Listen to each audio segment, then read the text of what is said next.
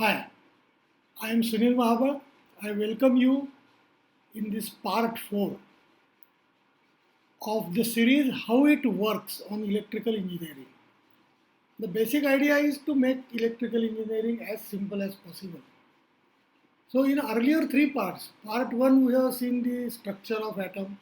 Then in part 2 we have seen how many types of electricities are there. In part 3 we saw how the DC current is generated. It is available in battery and cell, but if at all we have to generate it, then how it is generated, that we have seen. And today is the part 4. So I welcome you in this part 4 of the series How It Works. And today we will be focusing on how a DC motor works. We have seen the principle of DC generator. Now we will see the principle of DC motor. But before I start talking about DC motor, how it works, you will have to first understand two concepts, two major concepts in electrical engineering. And the first one is this. Now suppose on the left hand there are two conductors, left hand and right hand. In the left hand conductor, the current is coming out. If you remember the principle of arrow, if you remember, then if the arrow is shot at you, you will see only the point, and if it is shot away from you, if it is leaving you, then you will see the feathered end of the arrow, that is cross. So if the current is coming out, take for example the left hand conductor, then electrical engineering says that every current carrying conductor has electromagnetic field around it, and if it is coming out, then the electromagnetic field is anti-clockwise, and if it is going out or going inside away from you, then the field set is clockwise. Okay, please keep it in mind, because while understanding how a DC motor works, this will come handy. Now, one clockwise and clockwise, they are really difficult to understand or remember. So at times we may get confused कि anti-clockwise में coming out or going in. So the easy way of remembering it is once again right hand rule, that if you hold the current carrying conductor in your hand, then the thumb, if the thumb is indicating the direction of flow of current, then the rest of the fingers will show you how will be the electromagnetic field, whether it is clockwise or anti-clockwise. In this example, if the hand is indicating the direction of current going up, then if you see from the top, then it is anti-clockwise. The current will be anti-clockwise. Even on the earlier example of two conductors, you can put your finger like this, that for the current which is coming out, and you can see that yes, it is the rest of the fingers are indicating direction of which is anti-clockwise. And if the current is going in, you can hold it like this, so that the direction of magnetic field will be clockwise. Okay. Now the next concept, behavior of magnetic field. This is again a new concept. That for example, suppose there are two north pole, south pole magnets are there, then as already discussed and said that the magnetic flux lines will be traveling from north pole to south pole. It is always like that. From north pole it will travel to south pole. Now suppose if I keep a conductor, so as long as there is no current in it, there will be no change in the magnetic flux flow. But the moment I indicate that current is going in and the direction of electromagnetic field is clockwise. So in this case, please concentrate on that if the electromagnetic field is rotating in clockwise direction, it will support magnetic field at the bottom of the conductor. but it will oppose the magnetic field over the conductor or above the conductor. So magnetic field will have a tendency to sag because of this phenomena, that the electromagnetic field of conductor is opposing in one direction and helping in other direction. So it will sag like this. As we hang wet clothes on the nylon string to get dry, so even the nylon string sags when we put load. But the nylon string also exerts, or what I should say, it exerts pressure, upward pressure on the hanger. The moment you remove the hanger, the nylon string will take its own shape.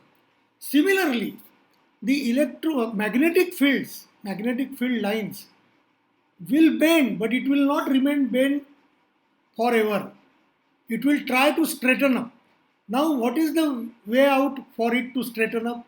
That it will have to push the conductor upward.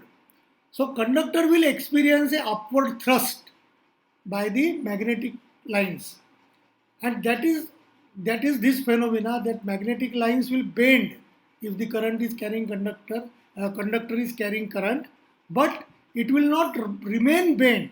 It will try to straighten up, and while trying to straighten up, it will push the conductor. There will be a mechanical force experienced by the current carrying conductor. This is another phenomena. Now, with these two phenomena in mind, that every current carrying conductor has its own magnetic field and it is clockwise or anti direction of current. And second concept, that a magnetic field lines will have a sag and they will exert pressure on the conductor to become straight. That is their tendency.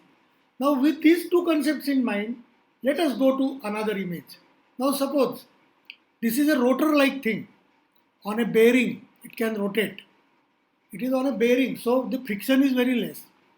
Now, suppose there are two conductors, one is yellow and the other one is red. And now, on the right side, you can see the commutator.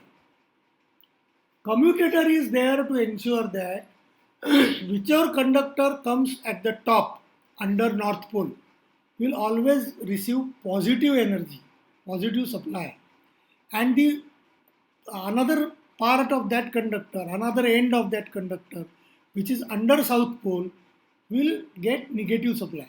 So we will now indicate it like this, that as long as there is no current in the wire, the magnetic flux lines will be straight going from north to south. But the movement and the direction of magnetic field is downward because north is on the top. But the moment I connect a battery over here and the positive reaches to the yellow terminal upward yellow end of the conductor, and negative reaches to the downward end of the conductor, then it will be indicated like this, that in the upper conductor the current is coming out and in the lower conductor it is going inside.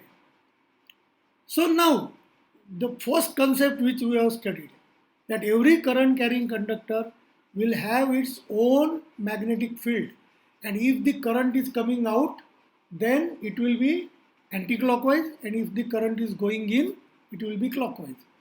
Now see what happens, that when the magnetic field or flux lines, they are supported. If I talk about the upward conductor, then their magnetic lines are supported or helped on the left side of the conductor, whereas they are opposed on the right side of the conductor. So the magnetic lines will bend towards left, and now they are exerting pressure on the conductor to move away from the path. And if you look at the lower conductor, since it is under South Pole, the direction of magnetic flux is still like this, but the direction of flow of current has changed in the lower conductor, and it has the clockwise electromagnetic force, clockwise, which is rotating clockwise. So it will support the magnetic flux on right side, whereas it will oppose on the left side. So what is the resultant? The result will be that the rotor will move because the magnetic lines have pushed it. Now, once again, magnetic lines will become normal. But the moment red conductor also starts conducting and receiving the current, what happens? That once again the wires will or the magnetic lines will bend and push the conductor away. So whether red conductor comes or yellow conductor comes, the pressure is on the right side. So it will start moving clockwise because it is on bearing. So this rotor is on bearing. And look at the commutator, that is also rotating because this commutator only ensures that whichever conductor is at the top will have positive supply and whichever conductor is at the bottom will have negative supply. So it has to rotate along with the motor. The commutator will also rotate. Now suppose what happens when none of the conductors is below pole? Now here I have shown only 4 conductors, but in reality the rotor of the motor might have hundreds of conductors. So it will never happen that none of the conductors is below neutral, below north pole, sorry, below north pole. But suppose we take example of this particular model, then there are only 2 conductors and 4 ends. So it may so happen that between 2 conductors there is no conductor under north pole, neither under south pole. So what happens? It keeps rotating by inertia. As we have seen, ये छोटे बच्चों के लिए जो रहता है mini mini giant wheel छोटे बच्चों के लिए. So there is only one person standing and he pushes the cradle and then it keeps moving, keeps moving, keeps moving. So whenever he doesn't push, it comes to his position by inertia. So that is what happens with the motor also. So when there is no pole, either under north pole or south pole, the motor still keeps running because of inertia, and this is how the motor will continue to run in clockwise direction irrespective whether the conductor is under it or not, north pole, south pole. But now suppose the next question is, if we want to reverse the direction, because that is required in electrical, even in single phase motor, 3-phase motor, that at times you have to reverse the direction. So that will happen in DC motor also. So in DC motor, suppose we have to convert the we have to change the direction of rotor from clockwise in earlier model to anti-clockwise. How it is done? It can be done in 2 ways. How it can be done? One way is to change the north pole south pole direction. Now what will happen? That the magnetic field will also change its direction because you have changed the north pole south pole. Now the magnetic field is going from down to up, bottom to top. So these are the magnetic fields, and now see what happens. Since the upper conductor continues to be connected to positive of the battery, the current is still coming out. So the electromagnetic rotation will still be anti-clockwise only. So it will now, since the electromagnetic rotation is now anti-clockwise, it will support magnetic field in on left side. On right side it will support, and it will oppose the magnetic lines on left side. So earlier, if you remember, the sag was on left side. Now the sag is on right side. So now the conductor which is on the top, yellow conductor, it will be pushed on the left side, on my left side.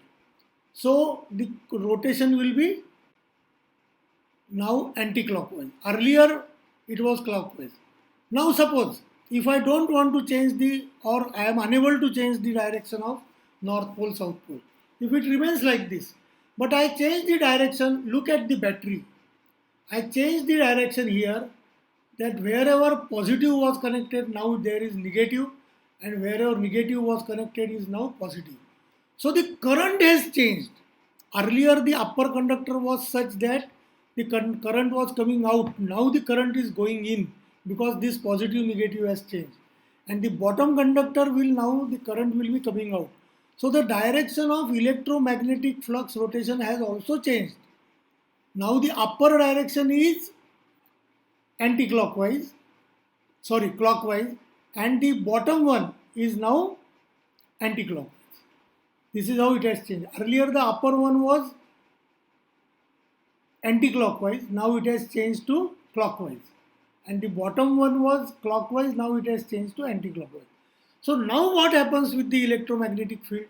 Once again, if you see that the conductor, if you see the direction of rotation of the magnetic field, since it is clockwise, the upper one, it will help on the right side, and since the bottom one is anti-clockwise, it will help on the left side. So ultimately the conductors will be pushed to their left so that the direction of rotation will be anti-clockwise. So we can change the direction either by changing the north pole, south pole, or by changing the polarity of the cell. Both way we can do it. Now if we talk about the types of DC motors, then there are three major types, and one more is their compound motor. But the first one is permanent magnet motor. Here the torque is very high. In all our models we have seen that the models where the north pole, south poles were electromagnets. They were electrically converted into magnets. But here I am talking about permanent magnet motor. So starting torque is very high but suitable for lower HP, because with permanent magnet you cannot draw a lot of power from the motor. It will have to be fractional HP motor. Then take case of series motor, heavy load application. You have to ensure that series motor never runs without load. You have to ensure that, because if a series motor runs without load, then it can damage itself, it will break itself. The speed will increase so high that it will damage itself.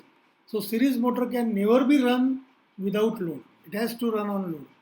Then comes the shunt motor. It is constant speed application. These are the properties of motors. And one more motor is there, that is compound motor, which is the combination of series and shunt.